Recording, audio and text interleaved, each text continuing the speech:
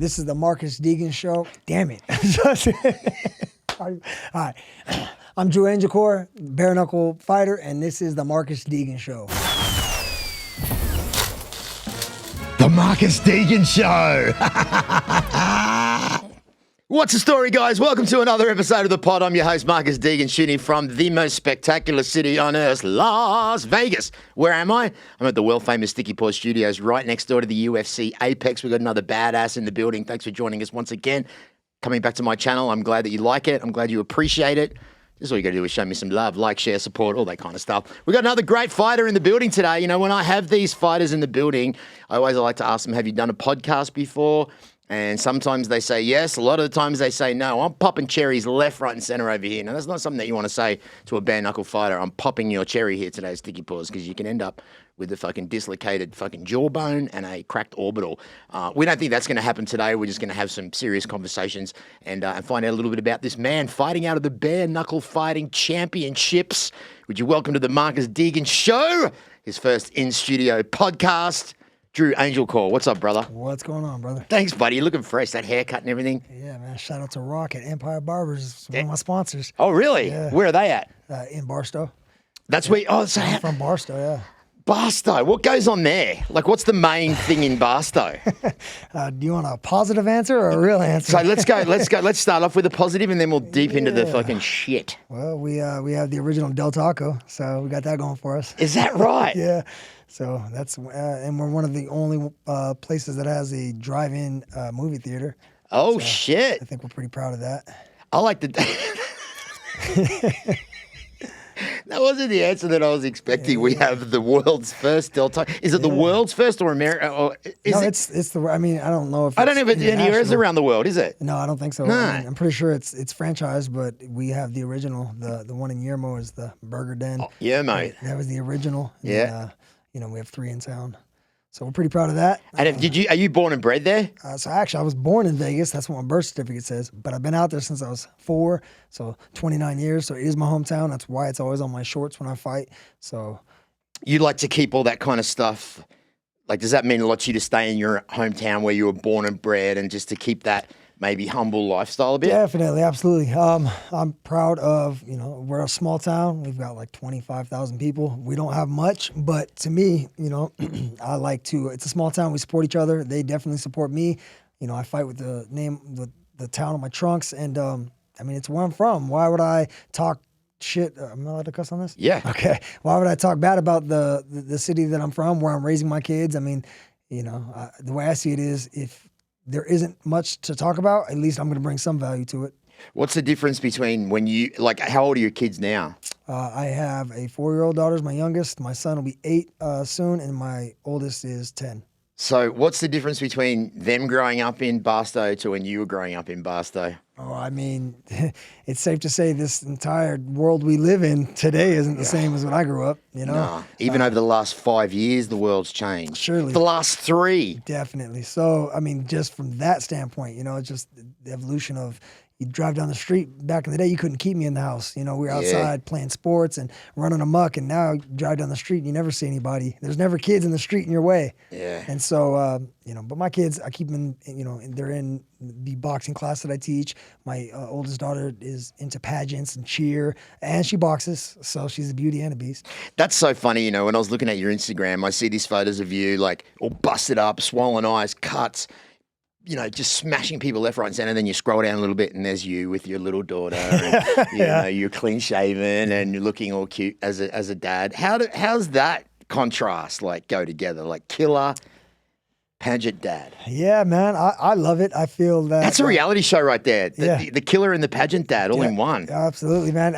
To me, it's what keeps me centered. Right? If my life was just full bare knuckle badassery and that's like all I did and balls to the wall, man, I'd be in a lot of trouble. So are you saying bare knuckle badassery, like you're on the wrong side of the law? Not now. Not now. Once upon a time, I was. But that's good though. That not now that you came out of it. What was the change for you? The kids. Yeah. No. Partly. So let's go back a little bit. Before this, it's an extensive before all story. this, let's give us when did the bad behavior start for you? Because you look like a badass. Like, I'm not saying, you should never judge a book by its cover, but you look like a badass. I mean, the first time I got taken home, in a cop car, I was in third grade at school.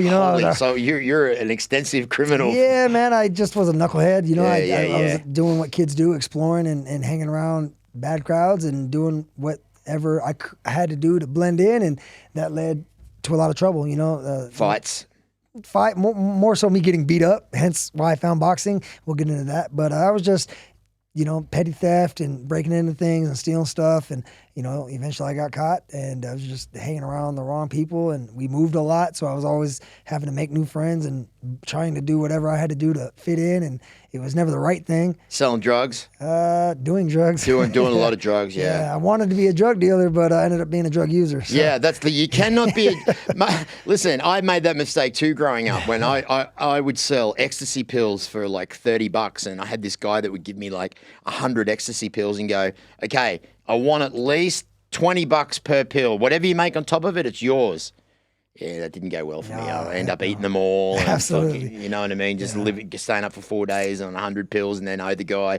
Yeah, I know. I've been there. Yeah. Yep. So, just getting in trouble a lot. And then around 16 years old, I found the sport of boxing, and, How? Like I said. TV? No. Just getting beat up? Yeah, so I was always, hanging around, the streets and, playing sports, talking mess, getting in fights, never winning them. And then one day in particular, I was at the community center in Barstow playing basketball, and I knew there was a heavy bag in the racquetball room in the back. And I don't know what I thought I was going to teach myself, but I asked if I can go get the key to the room to hit the bag and, I don't know, teach myself to fight. And the lady said, you have to be a part of the boxing class to get in there. So I was like, what class? And she gave me this flyer that said, Tuesdays and Thursdays at 5 o'clock. And so I showed up, and I met my original coach, and we just, Your original coach? 17 years ago, I had, Manny Ramos, my original boxing coach. He was like a father figure to me. And, my whole amateur career was with him and things like that. But like I said, my life took some twists and turns, and I got derailed for a few years. And with drugs? That and drugs and alcohol are the ones that fuck everything up, eh?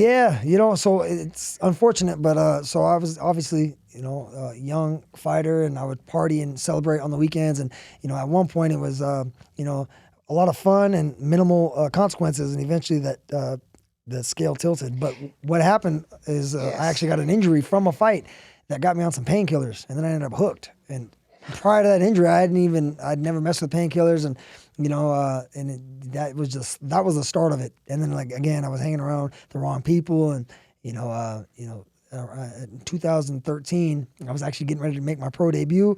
I had about 25 amateur boxing matches, and I was getting ready to make my debut. And instead of going pro, I went to jail because, like I said, I was living a double life, and got a robbery charge and ended up doing some time. And yeah.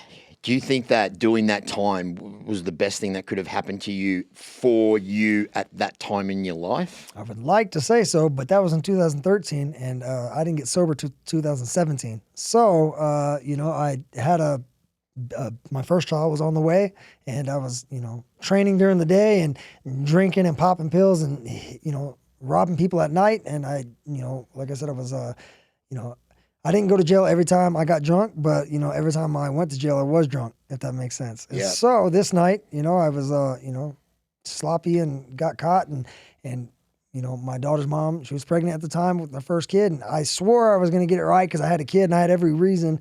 But unfortunately, by her first birthday, I was in rehab, and within 30 days of that, I was back in jail for a violation, and I kind of repeated that cycle from 2013 to 2017. The drugs got harder, the time got harder, the relationships all fell apart, and by the time I got sober, I had lost my driving privileges, lost custody of my child. I couldn't keep a job, was unemployed, was homeless, couch surfing. I mean, it was a disaster. People don't realize the fucking magnetic power that those pain pills have over you. Whether it's the Perks, the Loratabs, for me it was the Roxys, the Roxy 30s, the Blues. They were the most addictive thing I've ever. I just looked at them and I was addicted, and it was very, very hard to kick a habit like that. So what that tells me about you so far is that You've obviously had some legal troubles when you were younger. You struggled with drugs and alcohol. However, you've come out of it. And the thing is, Drew, 75% of people don't come out of it. 75 people lose their life or stay in jail. So for you to come out of that addiction says a lot about who you are.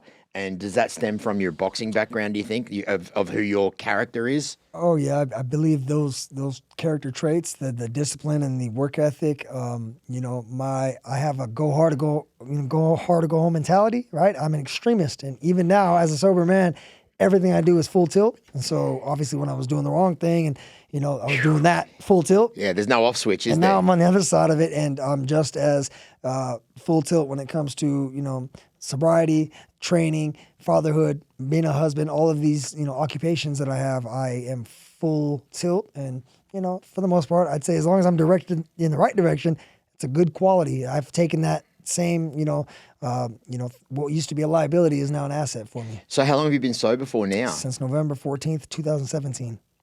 Do you really hold on to that as a fucking badge of honor, that sobriety? Absolutely. It is my foundation. Yeah. I continue to work at my sobriety. And you work at it a lot. Do you still get tempted at all? No, not anymore. I have to remain accountable. Yeah. And do what is required of me, and and pay it forward and help the next man. And it's just it's a daily reprieve. Yeah. So do you think the pain pills were your biggest enemy? Oh, for sure. And then of course, I mixed it with the alcohol. Of course, they come part and parcel. But by 2017, I was doing all the hard stuff too, though. I mean, I was smoking dope and cocaine and all of it. You name it, I did it. So by the time I got sober, there was nothing was off limits for me. Yeah. And that was the problem. Is I was completely neglecting my duties as a father. I couldn't keep a job. I couldn't keep a roof over my head. So, but. Yeah, man. So the good news is, and the reason I'm so open about it, every interview, anytime I do these kind of things, I'm open about that because my goal is to remain relatable. People see this and think, oh man, he's, a bare knuckle fighter on TV and especially from a small town. I don't ever want to seem as if I'm, some perfect professional athlete. Like, nah, man, I want you to know, like, if for those people out there that might be suffering too, there is a way, And that's the beauty of these kind of stories, these success stories like what you've had, is that it gives other people the hope that they can also come through diversity, addiction, loss of fucking everything and come out of it on the other side. So you did some time in jail? Yeah. Yeah. How was that? Uncomfortable. Yeah, that's what I'm saying, right? You can't, bad sleeps. Yeah, man. Horrible bathrums. Smells terrible. Terrible. I mean, unless you enjoy, sweaty men. Yes, unless you enjoy showering with dudes. And, Joey. If that's your cup of tea, then hey, But it's the food sucks. It's the sleep patterns suck. The fights and it smells terrible. Was there anything good about jail? Is there anything good about jail? I didn't enjoy it, but I mean, you got to figure if there's people that are homeless or strung out on drugs. Well, I shouldn't say this can get you. I saw more drugs when I was in jail than I did as a free man, but it gives you structure for anybody who doesn't have structure. I remember being there, and there was people who looked forward that would talk about how they would go commit robberies just so they can get a place to sleep and shelter and food. So for those people, if you're at that level of the bottom, then that gives you shelter and food. But were you at that level? No, I was heading there. You were heading there, right? I was heading there. I mean, yeah. What made you pull up from fucking hit? Have you ever been at rock bottom, or were you going to rock bottom and then did a little bit of a U-turn? I mean, everyone's bottom is different. That's true. I know people who didn't have to lose the house and didn't have to get DUIs and didn't, but they had enough. And then there's people who just continue to repeat that, nonsense. But I think it's safe to say by the time I got here, I had what's called the desperation of a drowning man. And so You're just white knuckling it everywhere. Yeah, for a while, and I tried that. But like I said, I'd been in rehab. I'd been to meetings and stuff to where I knew that like there were options out there. I don't think I was ready in 2013 and, 14, 15, 16. I just kept repeating until it hurt enough for me to finally change it. The pain of staying the same has to be more than the pain of change. And yeah, you were lucky that you kind of got out of it pretty young, considering you're only 33 now, right? Yeah. That's so young. Like, I really loved taking drugs. Yeah. Like, I fucking loved it. And I did it for like literally my whole career. I was taking drugs and drinking alcohol and fucking banging hundreds of chicks. And that's all I used to love doing it. And then it took me up until 2.5 years ago to be able to give it up. But here's the thing, is that everyone used to say, fuck, there's no way this cunt's getting fucking sober. Marcus is just too much of a maniac. He'll be dead by his 50. But luckily that didn't happen, touch wood. But I gave it up like that, bro. I never thought I thought it was going to be a process. It wasn't. It was fucking literally a light switch for me. And that was it. I never drank or took any drugs ever again. Now, I don't want to be a hypocrite and say that I don't smoke weed and I don't microdose on psilocybin, which I do. I don't want to be a hypocrite, as I said. There's some people that are completely sober from nothing. And then there's others like me that kind of, I don't want to say I'm a vegan drug taker, but I'll smoke weed and take mushrooms. It's hypocritical to some, but keeps me off the booze and the hard shit. Yeah, teach your own. You know, It to each their own, yeah. If your life is doing better for you, then you're doing all right. Yeah. So how does one go from gloved boxing to go, I'm going to step this up a bit and I'm going to take off the gloves and fucking go bare knuckle? How does that thought even get there? Well, it actually started In jail! No. Well, yeah, I definitely got plenty of practice, you know. Oh, you did? In the town bars in jail, I got plenty of practice. Yeah, right. But no, the actual bare knuckle, this started as a joke, but as you can tell, it wasn't, you know. So in 2022, I made my pro debut finally. And so, like I had said, I'd been, you know, an amateur boxer. I had like 25 fights. And then my life got derailed, and then I got sober. And in my sober journey, I went back to school. I got my credentials as a personal trainer. I ended up working at a gym that I now co-own, and I was a boxing coach there. And I was working a bunch of odd jobs, but I went to school, got my credentials to be a trainer. And I asked, you know, my coach now, actually Victor, the one that you see in my corner on these fights, I had asked him if I could like be a trainer at that gym, and so that got me in the gym full time. And then I was coaching people boxing, and you know that's how I was trying to pay my bills. And I would take them to these other gyms. I was still networked with a bunch of the coaches and gyms, and you know, so I would take them to go get sparring. And then, you know, I'd get in there and I'd spar too because, you know, I'm like, well, I'm still a fighter. And you're like, hang on a minute, I'm better than these guys. And so, well, I was like, well, as a coach, I got to lead by example. And so I'd get in there and I'd, you know, start working. And then the guys I was taking to go spar were like, Coach, why don't you fight again? Like, you're out here beating these people up. Like, why don't you fight again? And I had the itch, you know, because I had this cloud hovering over me. Like, man, I never went pro. It was like that what if, like, man, I wonder if I had some in the basement, some stuff in the basement. Yeah, I was like, man, I feel like I got to give it a shot. And it was like one of my, you know, I had like a 5-year goal that like, you know, by 5 years sober, I wanted to have this, and this accomplished. And turning pro was one of them. And it kind of was like, man, I don't know if it's going to happen. Well, I was at one of these gyms and I was sparring, and the coach of the guy I was sparring goes, hey, you look familiar. Well, what happened was I had fought one of his guys back in the amateurs, and he goes, oh, you know, I told my name. And he's like, oh, you fought so-and-so. I was like, yeah. He said, why didn't you go pro? I said, my life, you know, took some twists and turns. He goes, well, if you ever decide you want to go pro, I'll get you started. I was like, all right. So I went back and I talked to my coach, talked to my wife, and, you know, and then I wrote down a list of like the pros and cons, and, you know, I try to map it out and think everything through these days. And I said, you know what, let's give it a shot. Now, how many amateur fights had you had before that? 25. And what was your record? 20-5. And so, you know, I was all right, you know, and so then I was like, all right, we're going to do this pro thing.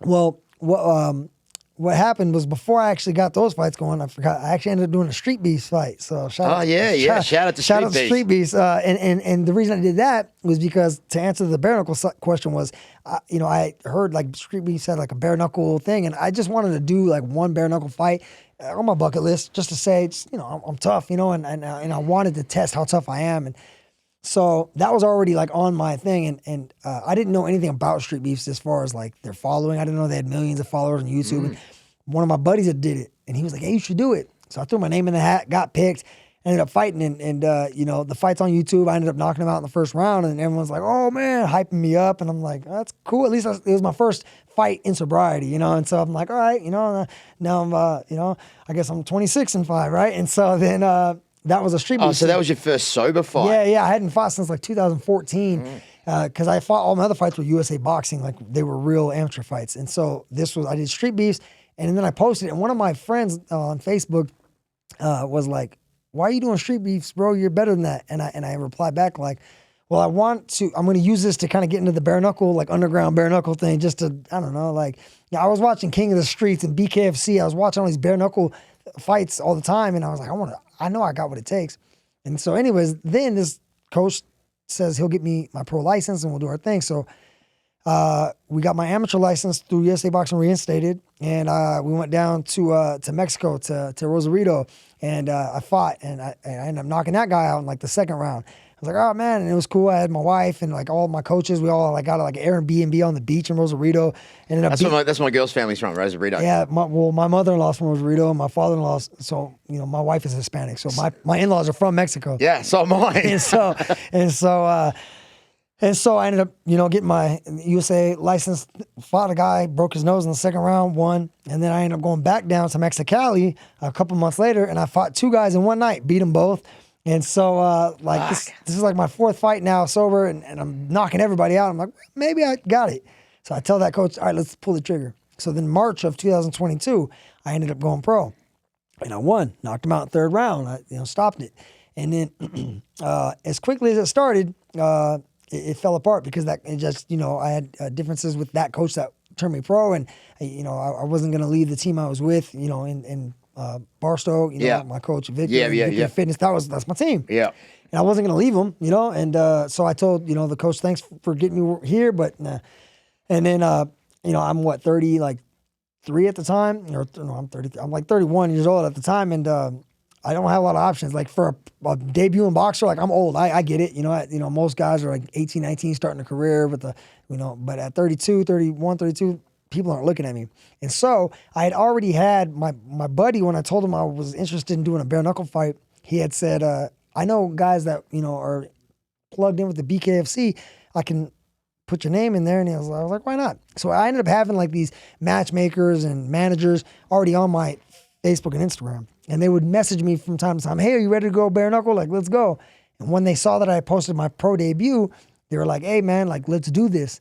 Well, I just had my debut, but it fell apart as quickly as it started. I didn't really have options. And I was like, well, so that was in March of 2022. This guy reaches out to me and he's like, I can get you a fight.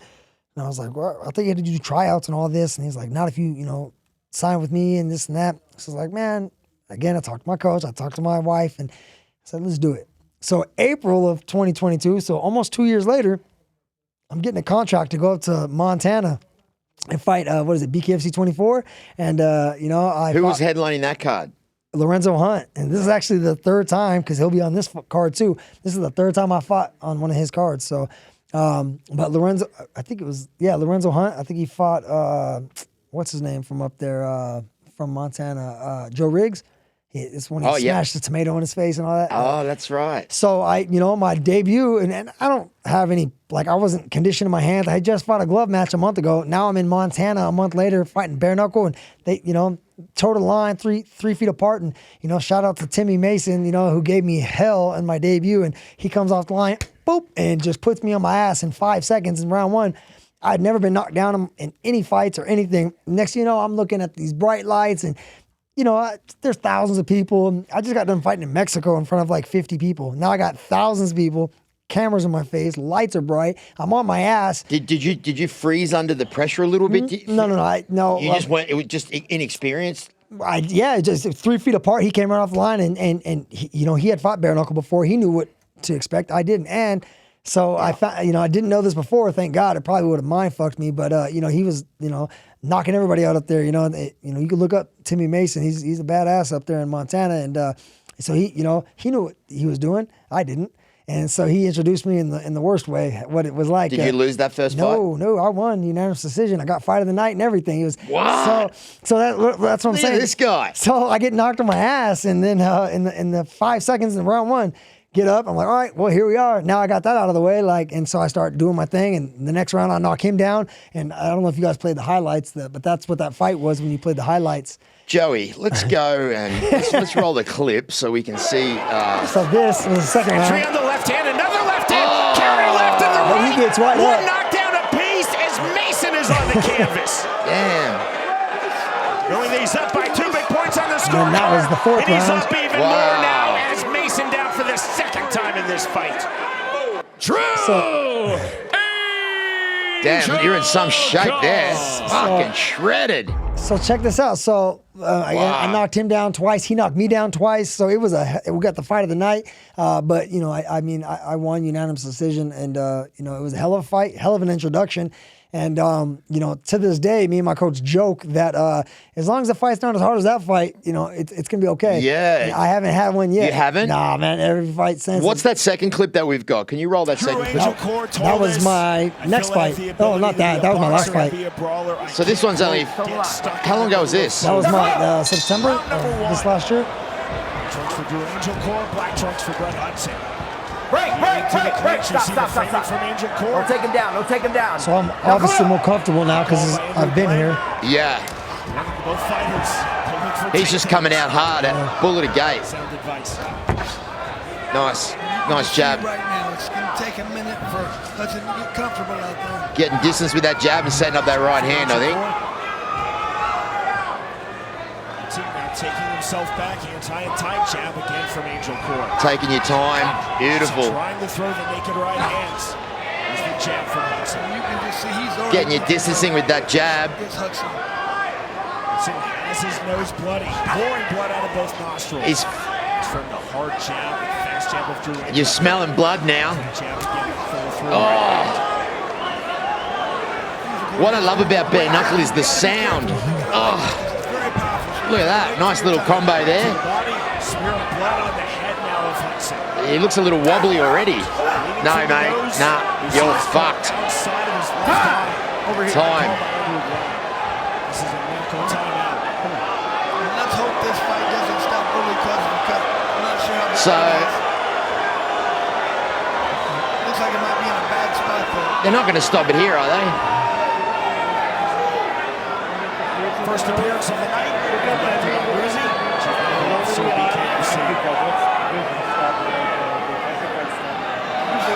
So as you guys can see, it does not take long to open up heads in this game. That's it. Over and done with.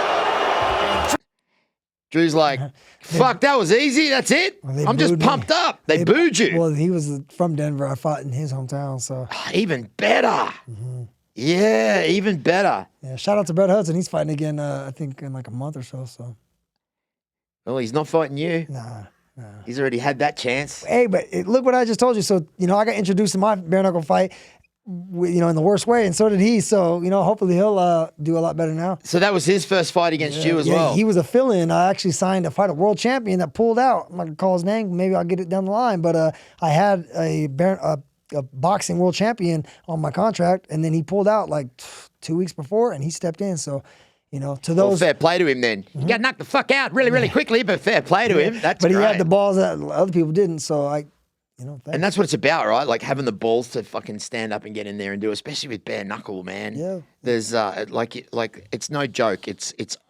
I love the dirty boxing. I love the ferocity of it and how quickly it can be over, and just the feeling you get while watching it, hearing it, seeing the continual smashing of the face with the bend. It's a different kind of feeling watching that combat sport to most. It's a lot different in person too, because you could just hear that bone on bone, and it's pretty gnarly. So what hurts the most after hands down, the hands for sure. They swelled up and everything? Oh yeah, I broke 4 fingers in my first fight. You could see from that first clip you showed, it broke that. Like, and that's just from my hand hitting my fingers, going into my own hand so hard that it breaks them. And so, in my knuckle, it's a disaster. If you watch most of these guys when they're done and they're in the ring doing this, you can't even see the knuckles. It's just a big swollen balloon. How do you train for bare knuckle? Do you train like what's the difference between boxing and bare knuckle boxing training? Well, like as far as the conditioning for the hands, you see guys that hit like, you know, metal and bricks and stuff. I don't do all that. I hit like the bag a lot with no glove on. You know, I do a lot of that to get my hands ready to make fists. So I tape just the wrists and keep my knuckles exposed. And then as far as the training, we do a lot of the like we work on underhooks and all that stuff because the dirty boxing is encouraged. Yep. So those are the difference because in traditional boxing you can't grab and do the tie clinch and stuff. So in bare knuckle you can, and so you want to prepare for that, especially when you got these guys that come from MMA and they're already conditioned to do those things. And if you're only from a boxing background like I am, that's not something that you do, and so you have to work on that.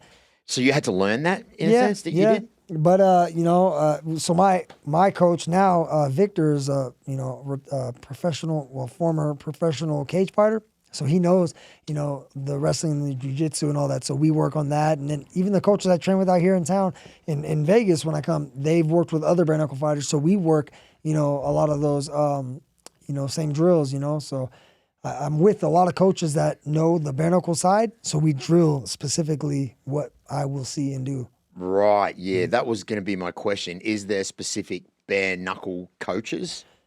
I mean, Or is there? Yeah, I don't know. Well, I mean, you got, I know, a few different coaches. Like I said, when I'm out here in Vegas, I'm with my boy Shane Mosley Jr. and his coach Chris, who has worked with other bare knuckle fighters. So he has both in his stable. And, when I go down to Long Beach and that area with Coach AJ and his squad, he has 2 or 3 champions in BYB right now. So he's a bare knuckle coach, but he has other glove mat fighters. So, I mean, I wouldn't say that there's a bare knuckle coach, but coaches that have bare knuckle fighters know that there's specific movements that you have to practice. And like I said, some of the coaches I know have more bare knuckle fighters than gloved.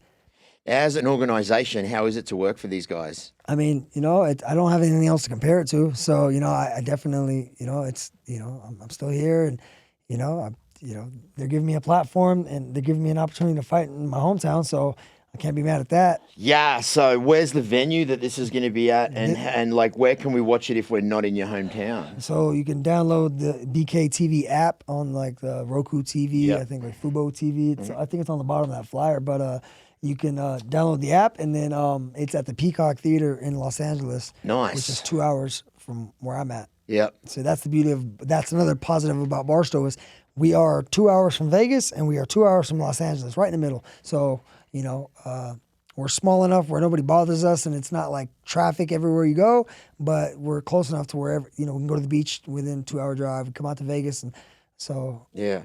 Well, how many does that venue hold? I don't know. I've never been there, so I'm not sure what the occupancy is. And what do you know about this guy? He's got a pretty scary name. I mean, he's got a name built to fight. But yep, he certainly does. I know he did just recently fight in Albuquerque, and he got a first round knockout. So I anticipate he's feeling himself. Is that all you know about this guy? Like, are you one of those kind of fighters that will go into study mode of who you're fighting, watch their videos and stuff like that? Definitely want to see what he's about and where he comes from.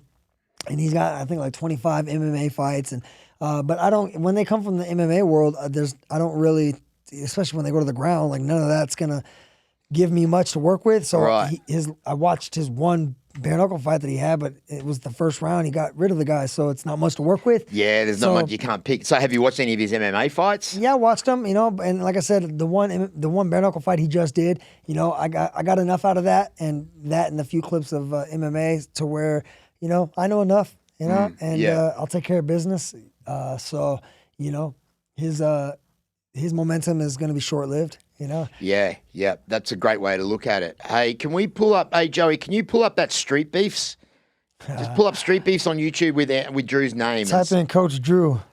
Everybody had like all these cool names on Street Beefs, like, and they're like, what's your name? I was like, I'm just Coach Drew from Barstow, it's.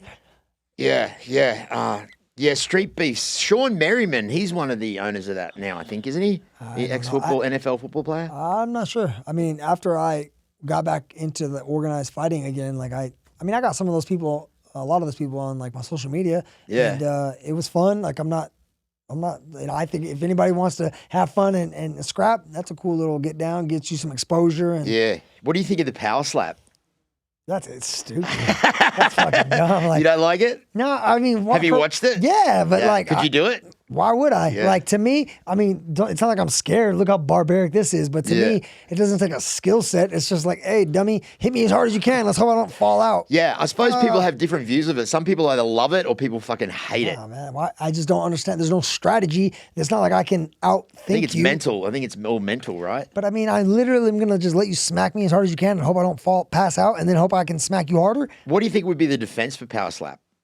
About like What do you strong mean the defense? Like what? strong neck, There's strong none. jaw. Like, you just have to sit. That's my point. There is no defense. Yeah, Like, but what would be the defense? Like strength. Duck? No, you can't Exactly. flinch. You can't move. fucking You lose a point if you move. that's my. So then why do it? Yeah. I mean, The defense. I don't know. Like, I wonder what it pays.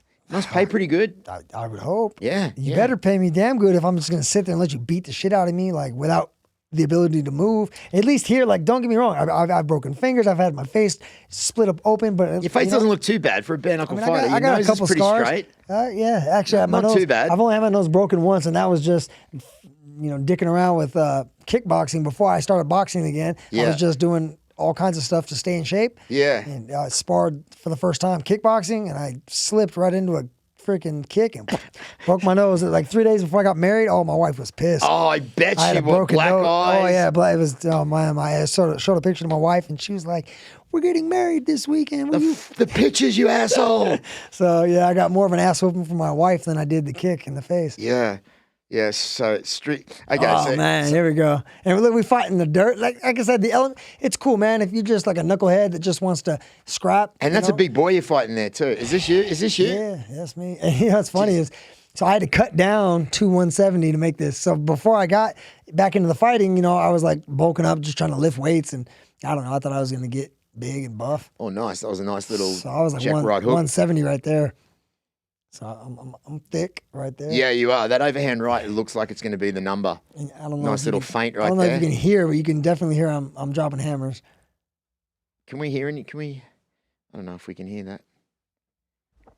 Can everybody at home hear it? Nice. Nice. No, I'm hearing an echo in my head. There we Yeah. go. That's all good. Beautiful work in the body there. Nice little, that one connected, that little up. And now, mind you, I hadn't done any type of fights since I got Oh, over. beautiful. And they got in my head too, because they're like, oh, this guy's, fought like 2 or 3 times in Street Beefs and he hasn't lost. And they're all telling me, watch out. And in my mind, I'm like, I know what I'm doing, man. I got a bunch of amateur boxing matches. It had been years, but I was like, man, I hope I still got it. You look so much bigger there, bro. Yeah, Like I had to cut down to 170. You look juiced up. No, I'm not. I know you're not, but you fucking look it. Yeah, no. Nice. Oh, beautiful. That was a nice right hook. I didn't have a lot of cardio in my regimen back then. So you're a little tired by now? What's that? You were tired by now with Well, yeah, just the anxiety. It was Yeah, my first yeah. time. We got all these people, and what's going on with him now? Is he just he's fucked? I caught him with a few good shots. Yeah, and- you did.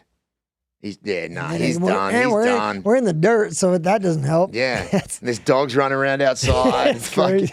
Yeah, there's people. we're like in the mountains too, bro. Wow, look at this. I mean, guys, if you want to cut your teeth and be a fucking fighter, you got to do things like this. I mean, this just, look, he wobbled him again. I mean, in the end, look, he doesn't want it now. He's done. He doesn't want it anymore. There we go. That's it. That left hook. Hey, but shout out to this guy too, man. He's gone on to fight Street Beast. I think he's won a bunch after that fight too. So these guys who have lost to me have gone on to win after. So I was just the unfortunate. You were just the anvil Yeah. that was thrown in to fuck their record up. Kind of. Good though. Yeah. So what's the are you just going to stick with bare knuckle? Are you going to stick with this organization? I mean- Is no MMA in your Oh no! I mean, I've been boxing for 17 years. Like, to me, why would I'd have to relearn a whole new skill set, wrestling and jiu-jitsu. I don't know that. I'm gonna stick to Yeah. hands. I'm not opposed to putting the gloves back on. Like I would like to, and like I said, I'm out here with my buddy, Shane Mosley Jr. and in their camp, and I got other coaches in where I'm from, south of me that are in the gloved world. So I have connections in gloved boxing. So it's likely that I might put the gloves back on. How do you think you'd go against someone like let me just throw a name at you and tell me what you think. Jake Paul. Everybody, it's so funny they throw his name out there. I mean, he's like 190. So if he wants to meet me at a catch weight, of course I would love that opportunity. But he's obviously fighting the Mike Tysons and the guys that What do you think about that? I mean, he's smart because he's doing everything that will grab just enough attention that it sells. but he's not going to fight somebody that's in their prime, you know. But you know, You don't think Tommy Fury was in his prime? I just don't think he was. That was a horrible fight either way. It wasn't that fun of That a was fight a terrible to watch. fight. Terrible fight. Grab and hold, punch and separate. It wasn't a fun fight to watch. And you know, Tyson, it's like, damn, you know, like if he loses, he lost to a 59-year-old guy. If he wins, it's like, oh well, he was old. What do you expect? There's no win for Jake Paul in this. He's gonna get paid, you know, That's and he knows what he's doing. He's getting paid, you know, and then he's gonna, you know, it's brag that he fought Mike Tyson, you know. So it's genius from the economic, you know, perspective. Yeah, I mean, it's funny that when you talk about boxing now, one of the first names that gets brought up is the name Jake Paul. I mean, in the sport of boxing. So what's going on with Ryan Garcia at the moment? Do you watch? You follow any of that? Yeah. There's a lot of shit going on at the moment with all of this, elites, the Illuminati, fucking Bohemian Grove, all this demonic crap that's going on that apparently Paul Ryan was kind of dragged into a little bit, where people thought that he was going crazy, but he was just maybe telling a bit of the truth. I mean, it's his story, and I wasn't there. I don't have any personal experience to speak on it. I can't tell you he's You've lying. never been invited to any of those Hollywood Nah, parties? man, I'm not that. Would you go? I'm not that. No, I'm not that important, you know. So. No, but if you got invited, would you go and check it out? No, man. Yeah, no, me Why would I neither. do that? I don't live that kind of life. Yeah, no, like I told you, I got clean and sober. I stepped away from that lifestyle. Maybe back then, before I got sober, I'd jump all over that. But today, no, absolutely not. Yeah, me and you would be there fucking just destroying the place. We'd be fighting everyone, snorting everything and fucking everything. Absolutely. Fighting, Yeah. snorting and fucking. For sure. That was all life was about back then. Was right. Well, not so much the fighting for me because I was never really any good at it, but the snorting and fucking was a Yeah. huge part of my life as well. yeah. I will say that. Definitely. Yeah, man. So, well, that's good. I'm glad that. And you're married, right? I am. Yeah, you guys been together for a while. She didn't let go of you for coming with fucking a broken nose to the wedding. Yeah. That could have been the end of it right Yeah, there. I actually met her sober, so you know she. Oh, that's good. So her and I have only known each other, you know, since we got sober. So She you know, got sober as well. Yeah, so Awesome. I'm 6 years. She's 5 years sober. So our birthdays are like a month apart. So I'll have 7 years this year. She'll have 6. So you know we live that life together, and so I think that helps keep. Yeah. What do I tell a lot of people about getting sober? And look, and I'm only new at the sobriety as well. 2.5 years is nothing. But I will say this for anyone that is trying to go down that sober route, what you need is clean time under your belt. You need a good year and a half, 2 years before you even brain starts working, you know, correctly again until you can have some kind of straight thought that's going to keep you on that right road. And then once you start living that lifestyle, like Drew said, once you start living the sober lifestyle, which is hard for a lot of people to even contemplate if you're a fucked up junkie drug addict like I was. But you can do it. But you need clean time. You need a good year and a half under your belt. And you need to be practicing the sober way of life. Like you said, it takes work, right?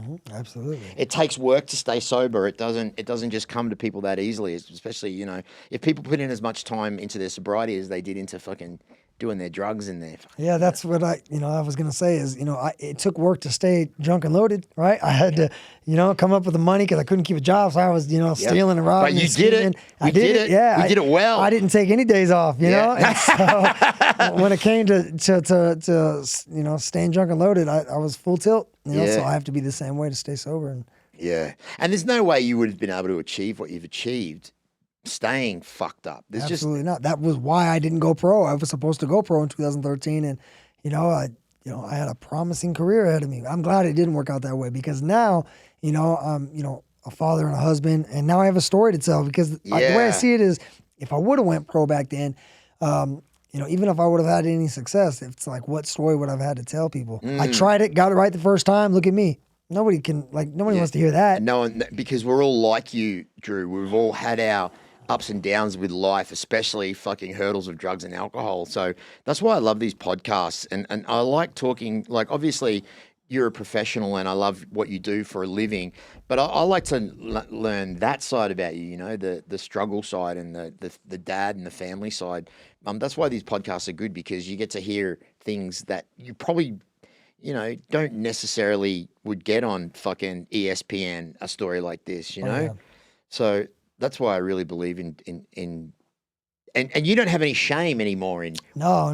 That's what you've let go of. There's a lot, Yeah. and that you have to be able to let go of that shame to be able to talk about it comfortably, Sure. right? When I first, got sober, of course I was, ashamed and guilty and all these, skeletons in my closet. But I now know the power of being honest, open, and transparent, because like I said, if anyone's watching and they're struggling and they can say, man, I watched this guy fight on bare knuckle and all this, and they can be like, dang, if he was at that stage in his life, but he got here, how did he do it? And my hope is people reach out and I can give them the answer. And that's, I want to remain relatable, So if people reach out to you on Instagram, you're happy to talk to them For about. sure, yeah. Really? Man. That's really. I will gladly do for others what was done for me. There was men who reached out their hand and helped me and still can, keep me accountable. And like I said, I have a whole network. It's a lifestyle. And so if there's people out there that are lost and I can redirect them, let's go. Yeah, and you're with a great management team, Jason House and Ed Cap and all the guys from Iridium. You're with Iridium, right? No, I'm with Guerrilla Warfare Slaughterhouse. That's my management. Oh, I'm a fucking idiot. Yeah. Sorry, my bad. Yeah. I got the next guy that I've got. I get mixed up. Yeah, I got to plug them in. So how did Ed get a hold of you? How do you know Ed? Well, from the BKFC. Oh, from the BKFC. That's right, he's 'cause Ed written does articles. that now. Yeah, he writes, the My bad. articles. And so, So let's talk about your management team, Guerrilla Warfare. Yeah, Slaughterhouse. Slaughterhouse. Yeah. And you've been with those guys for a minute? Yeah, Yeah, happy with all that? I had to, I switched directions and, I'm now sitting at the winners table. You are? I'm sitting with the cool kids. So, shout out to Shane and Ryan. That's my team, Yeah. Slaughterhouse. And Ed Cap's great. He's a great publicist. He's, he sends me a lot of athletes my way. So I'm he reaches out to me. He'll ask for like fighter predictions, and he does things like in between fights to just keep my name relevant. And he's actually published a few articles. Like I said, if you go to the website, like there's my articles of what we talked about today. Ed Cap has written on the website, and then he reached out. He sees that I'm in Vegas training, and he had reached out a couple weeks ago. I said, "Hey, are you in Vegas for this camp?" "Yes, sir." "Hey, my man, Marcus Deegan wants to talk to you." Yep. "All right, let's go." Yeah. And do you? So I mean, I like to talk to people that have, obviously this is a combat sports podcast, but it is, but it kind of isn't. You know what I mean? Like, I'll touch on the combat sports, but it's more about the person.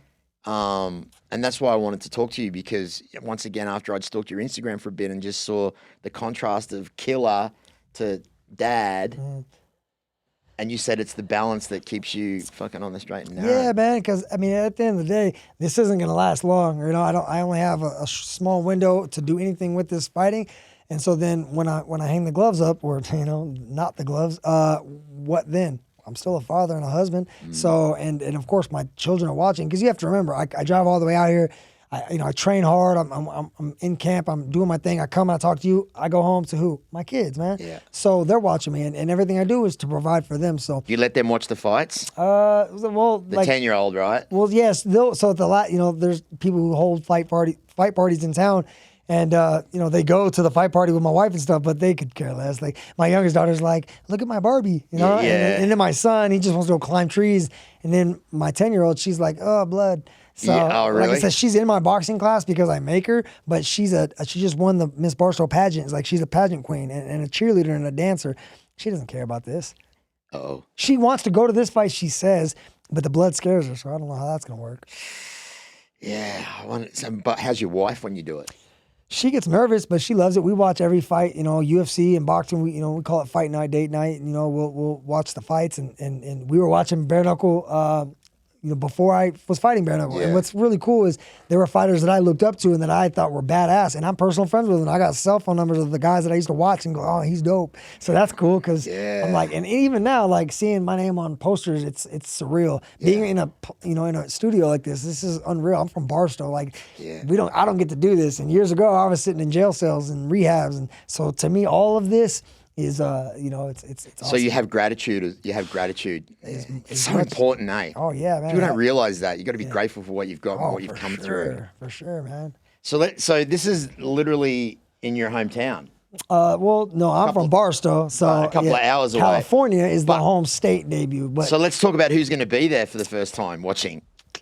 Oh, watching? Oh, Yeah. man, it'll be the first time my wife watches me in person. My mom, she's never seen me fight in person. Oh, shit. What about Dad? Where's he? So my dad actually lives in Wisconsin now, and my mom, shout out to my mom because she's actually going to be moving out with, my dad got a job in Wisconsin, so she's already packed and ready to go, and she was about to take off, but I had asked her, hey, my wife works now. I said, check this out, I'll pay you half of your travel costs to ship all your gear out there because all our stuff is in a crate ready to ship, but it's going to cost. And I said, I'll pay it if you stay while I'm in camp so you can, watch like your grandkids the kids while I'm out here in Vegas twice a week. And so my mom is actually a huge part of my camp right now because my wife goes to work. I go out here.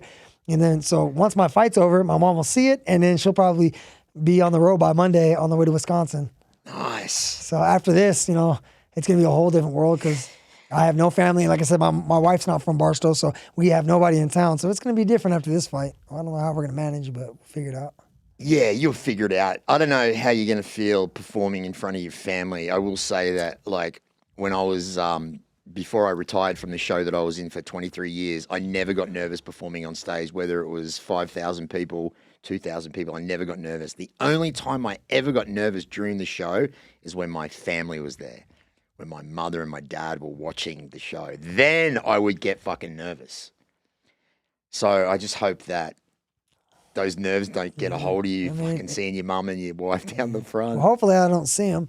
I like physically. I mean, You're just focused at that point, right? You definitely dial in, and once you get in there, man, the cameras are in your face, the lights are bright, like you don't even see the people because the fucking lights are blinding, man. So, yeah. Do you feel any pain out there at all? Not during, but after, man, once that adrenaline comes down, hell yeah. And how long does that take to come down? Like when you're in the change room and you're getting your... It just depends. I mean, that last fight, I took no damage. But that first fight, I was...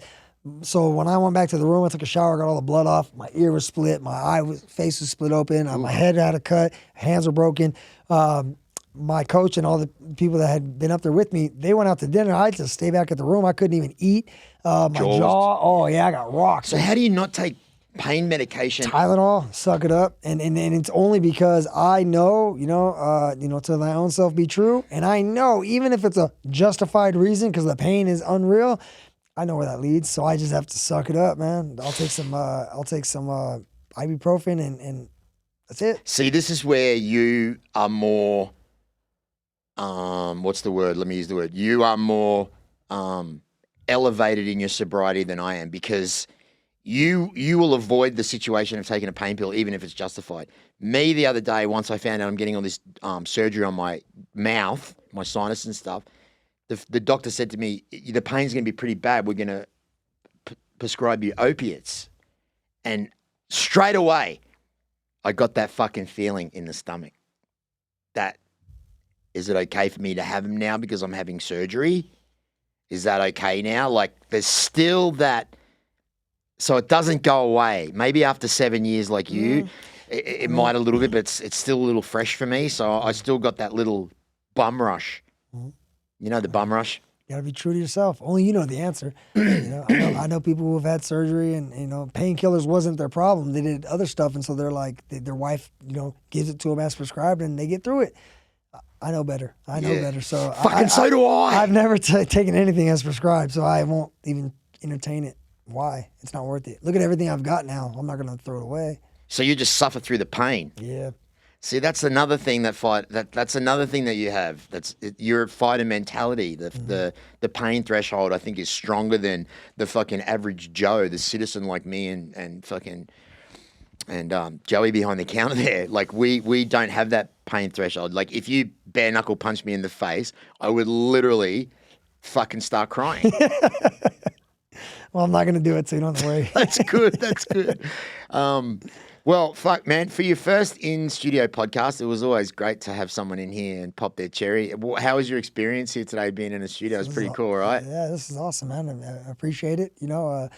Whatever, if you have any more questions, I feel like we spent a lot of time on the sad part of my story, but if you have any cool questions, I definitely wouldn't mind ending it with something. Absolutely. I always end it on a positive note. Okay. Who do you look up to in the bare knuckle world? Oh, in the bare knuckle world, I mean, Mike Perry, obviously. oh, actually, I'm excited. This will be, Alvarez and Perry.